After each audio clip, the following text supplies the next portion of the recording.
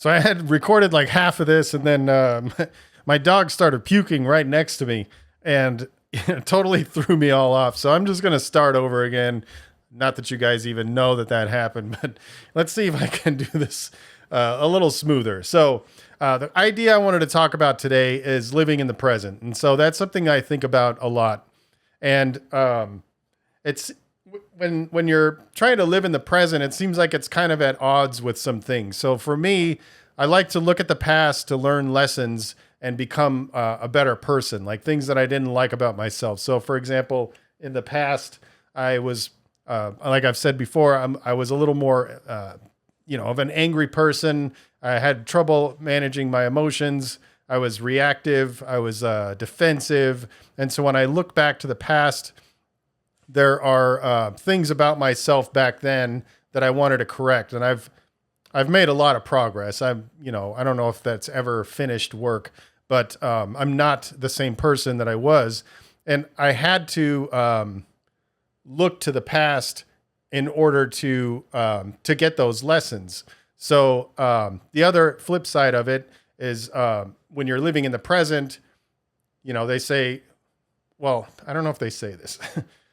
When you're living in the present, does that mean you can't look to the future? And I don't think that's the case either. So the idea, something that I do is I visualize, and most of the time, most of my visualization practice is me visualizing sort of the future of my business. That's a lot of my focus is building this business. So I might visualize what the facility looks like. I'll be walking through the facility, a meeting with team members and doing all these things, all of this stuff in order to kind of create the vision of what I want to accomplish, the people that are on my team, the size of my team, the size of the facility that I'm walking through. And that sort of paints a picture for what I want in the future. I might also visualize, the physical shape that I'm in, the quality of my relationship, all of these kind of things, the dogs that I have, all this stuff, like I'll visualize it to the point where it feels real. And so if I'm doing those things, does that mean that I'm not living in the present?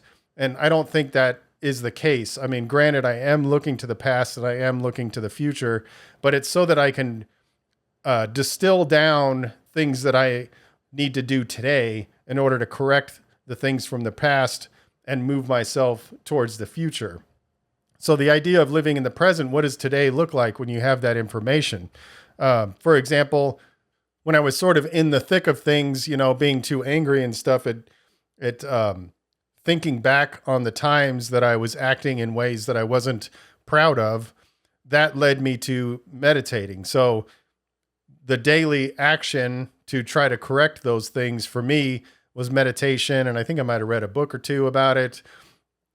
If you're really far into it, maybe you may need to have some kind of counseling or something. I don't know. I never did that, but that's taking things from the past, figuring out what you want to correct, and then using today to try to correct those things. And then, so if you look at the future and I'm visualizing what I want in the future, then I can break down what are the daily steps that I have to take to move myself forward. And it might be overwhelming. And it was for me when I was visualizing this facility, and the facility has gotten bigger and bigger as the company grows. So the future ideal seems more and more attainable as I'm moving through, building this business. But when I first started visualizing it, it says like you kind of take the, what do you call it? Like the brakes off of it, and you just visualize exactly what you want, even if it's like seems so far out of reach. And so when I'm doing that, and when a lot of people are doing that, what they run into is they're like, well, I have no idea how to build that. And that's actually something they say about visualization is when you're visualizing in the future, you're not trying to get bogged down by how you're going to accomplish those things. Like, let's say you're visualizing, being a multi-millionaire or something, and you're making minimum wage. Like, it's going to be very hard for you to think about, like, how do you even do that? You don't worry about that when you're visualizing. You're mainly just painting a picture of what you want. And then over time, you just start figuring things out. Like for me personally, if I'm visualizing this big facility, I have no idea how to make that. I don't know what it would cost. I don't know how big my company needs to be. But at the same time, I can start learning lessons so that I can create simple action steps every day. So with that in mind, what does your day look like?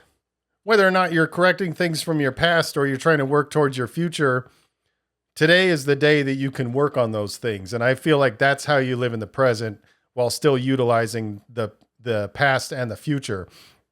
And so I just do it with the simple power list by Andy Frisella. You can look it up from him if you want. But all it really is 5 things that move you forward. So it could be 5 things that correct things from the past. It could be 5 things that correct or move yourself towards that future goal, or it could be a mix of things.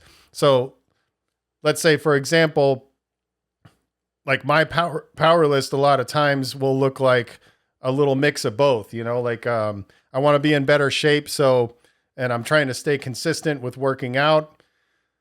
So I have that on my list. If it becomes a habit, I don't have to have it on the list anymore. But I kind of fall on and off track with that. I'm on track right now. I've been working out pretty much every day. And like, I've been walking my dog in the morning, and that's kind of like, I guess I could talk about that because, that's something that really helps me is, tying habits to other habits. It's, I think it's both in the book, Tiny Habits and Atomic Habits. So if you're trying to form new habits, Atomic Habits is the most popular one, but, they talk about, I don't remember what the phrase is that they use, but it's basically, let's say you already have a habit that you like to do that's already ingrained in you. Like if you do something in the morning, like I don't do this anymore because I switched it, but it used to be where I would wake up in the morning and the first thing I would do is make a cup of coffee. So I tied the habit of reading to that. Lately, the way that that I got myself back into working out is it started with, I have this dog. She's going to be 15 in August, and I want her to, have the best life possible. And she still acts really young and all that stuff. So I just want to make sure that she's, good, getting all the exercise she needs, eating healthy and all that stuff. So I'm like, all right, I'm going to commit to like the first thing I do when I wake up is she and I are going to go take a walk around the block. And since she's like kind of old, I don't really want to walk too far. So it's like a quick walk. It's like 10 minutes or something. So I started that, and that became a habit.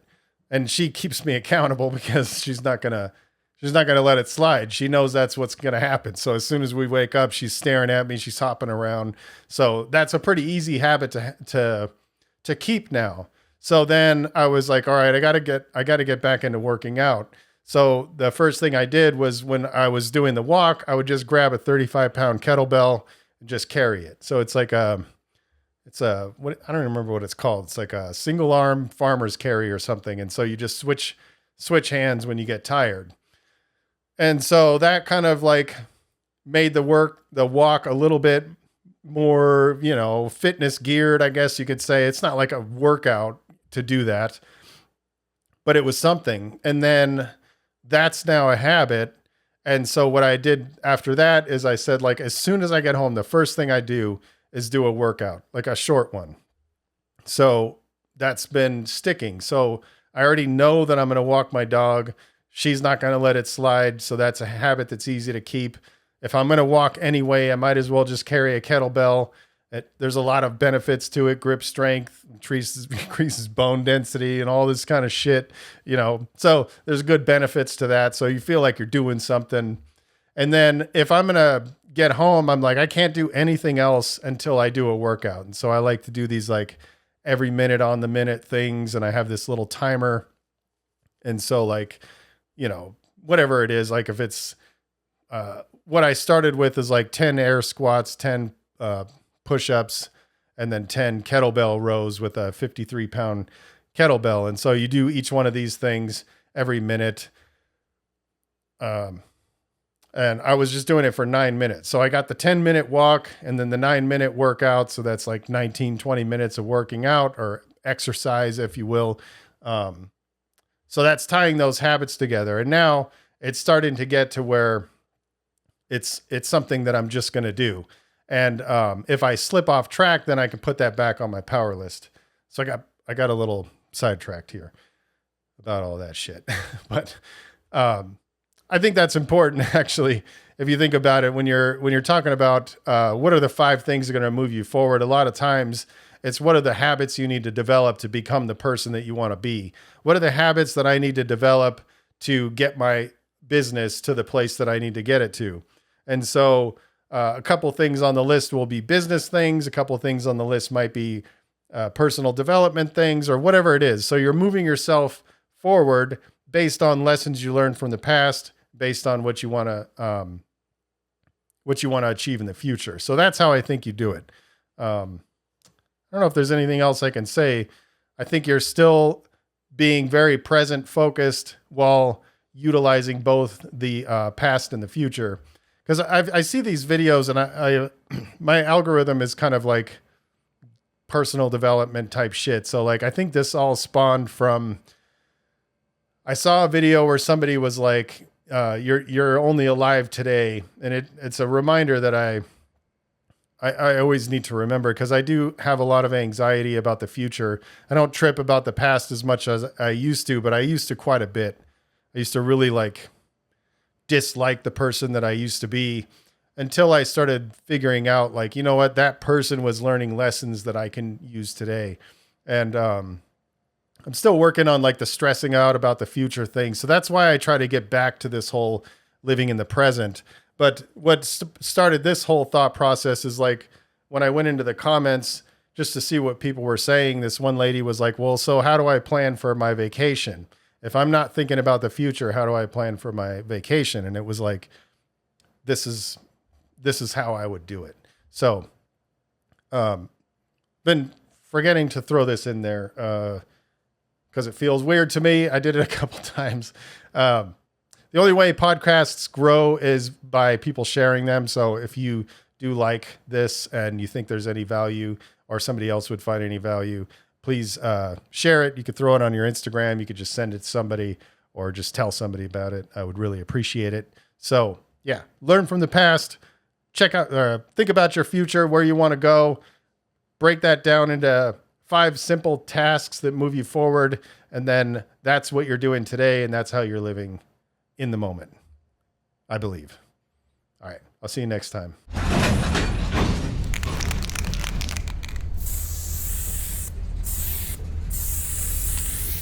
All right. Good. Appreciate each and every one of you guys who are supporting the cause and continue to spread the love. And yeah, stay up.